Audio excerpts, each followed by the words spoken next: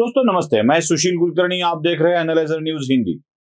हाल ही में कुछ घटनाएं ऐसी हुई है कि इस विषय पर बात करना मुझे आवश्यक लगा। किरीट सोमैया मुंबई के एक पुलिस स्टेशन में गए और उन्होंने एक कंप्लेंट दायर की कि मेरे खिलाफ कंप्लेंट करने वाला आदमी ही गायब है, जरा उसे ढूंढ लीजिए। कहीं उसका कुछ बुरा तो नहीं हुआ है, कहीं उसकी मनसुख हिरन जैसी स्थिति तो नहीं हुई है। अब जिसके खिलाफ कंप्लेंट की है वही आदमी जाकर पुलिस में बता रहा है कि भाई जरा देखो उसको कुछ हुआ तो नहीं है। क्या सच में वह व्यक्ति जीवित है, वास्तविकता में है या नहीं है, ये भी सवाल मन में आता है। कहां गया किरीट सोमैया पर आरोप लगाने वाला व्यक्ति? अकेले किरीट सोमैया पर आरोप नहीं लगाया था, नील सोमैया और किरीट सोमैया पर भी आरोप लगाया था कि पवई में जो कुछ भी नील सोमैया, किरीट सोमैया और उनके पत्नी के इससे पहले जो शेयर्स थे वो वाली कंपनी में करोड़ों रुपयों की हेराफेरी हुई है। अब जाके पता लग रहा है कि जिस व्यक्ति ने कंप्लेंट दायर की थी उसके कई पते हैं। वो यहां भी रहता है, वहां भी रहता है, कहीं और जगह रहता है, लेकिन मिलता कहीं नहीं है। पते तो बहुत जगह के हैं, लेकिन मिल कहीं नहीं रहा है। बस उसी व्यक्ति को ढूंढने की गुहार किरीट सोमैया लगा रहे हैं। इसी विषय को लेकर मुझे कुछ चीजें आपके सामने प्रस्तुत करनी हैं। किरीट सोमैया के ऊपर न जाने ऐसे कितने आरोप लगे, जिसके ऊपर संजय राउत बार बार कह रहे थे कि अभी बाप बेटे अंदर जाएंगे। चलो, इन्होंने शौचालय में भी खाया है, इसमें भी खाया है, देशद्रोही है, आईएनएस विक्रांत में भी खाया है, सब जगह खाया है। कितनी बार बोलते थे संजय राउत। बस संजय राउत का एक ही रट लगी रहती थी, किरीट सोमैया चोर है, किरीट सोमैया अंदर जाएगा, किरीट सोमैया वैसे जाएगा, इधर जाएगा, उधर जाएगा। ये गलत बयानबाजी करता है, गलत आरोप लगाता है। न जाने कितने आरोप संजय राउत ने लगा दिए थे। लेकिन पवई के प्रोजेक्ट में जिसने कंप्लेंट की है वो कंप्लेंटेंट ही नहीं मिल रहा है। ना नील सोमैया की गिरफ्तारी हुई, ना किरीट सोमैया की गिरफ्तारी हुई। चलो वो छोड़ दीजिए, वो आईएनएस विक्रांत वाला मामला तो कितना बड़ा था। अरे डिब्बे में पैसे मांग कर करोड़ों रुपए कमाए, ऐसा आरोप संजय राउत ने लगा लिया था। लेकिन क्या हुआ उस केस में भी? ना कोई प्रूफ मिला, ना कोई कुछ मिला। किरीट सोमैया की न गिरफ्तारी हुई। ये मामला कहां तक है, क्या चल रहा है, ये भी अब तक पता नहीं चल पा रहा। आईएनएस विक्रांत मामले में भी किरीट सोमैया के साथ कुछ भी ना हुआ। वो मीरा भाईंदर वाला शौचालय वाला मामला याद है आपको? वहां पर भी किरीट सोमैया की पत्नी माफ कीजिएगा, की पत्नी के ऊपर ऐसे आरोप लगाए गए थे कि इसमें भी अपहार हुआ है। अब वो मामला भी शांत हो गया, वो कुछ साबित नहीं हो सका। न जाने कितने महीने चले गए, लेकिन उस मामले की वास्तविकता भी दुनिया के सामने आ गई। अब जो चीज बनी ही है केंद्र सरकार के पैसों से और देखभाल दुरुस्ती के लिए इनके पास थी, संचालन के लिए इनके पास थी, उसमें अपहार कहां का? अगर कुछ टेक्निकल इश्यूज भी है, मतलब अगर वो खार फूट वाली जमीन में उसको बनाया गया है तो उसकी परमिशन लेने का जिम्मा किसका है? वो म्युनिसिपल कॉरपोरेशन का है या मीरा सोमैया की ट्रस्ट का है? ये भी बातें बहुत आगे जाके चली, लेकिन उसमें भी कुछ साबित हो न सका।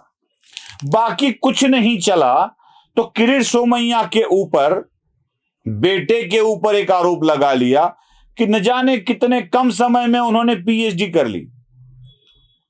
बस पीएचडी मिल गई, किरीट सोमैया के बेटे ने पीएचडी की, पीएचडी मिल गई। इसमें भी बड़ा घोटाला है, ऐसा भी कहा जाने लगा।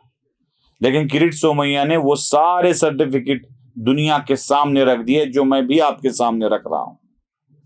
और पता चला कि 2018 से लेके 22 तक उस पर काम हुआ है, तब जाके किरीट सोमैया के बेटे को, नील सोमैया को पीएचडी मिली है।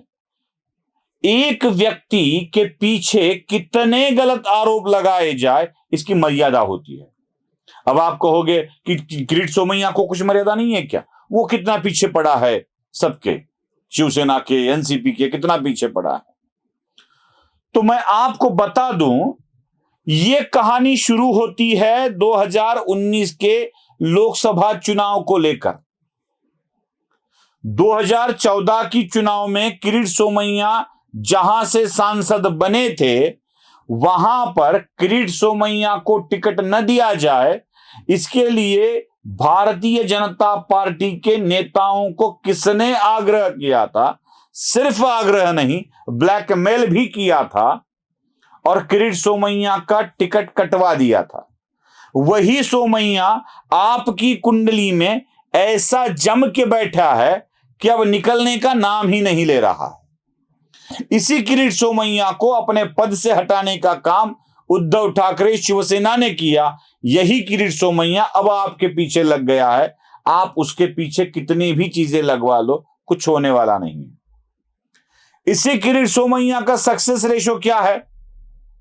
चलो कुछ देर के लिए एक आरोप भी किरीट सोमैया के ऊपर लगता है, वो भी हम मंजूर कर लेते हैं कि किरीट सोमैया बीजेपी के अपहारों को क्यों सामने नहीं लाता है। अरे किरीट सोमैया बीजेपी के है, वो अपनी ही पार्टी के अपहारों को क्यों सामने लाएंगे?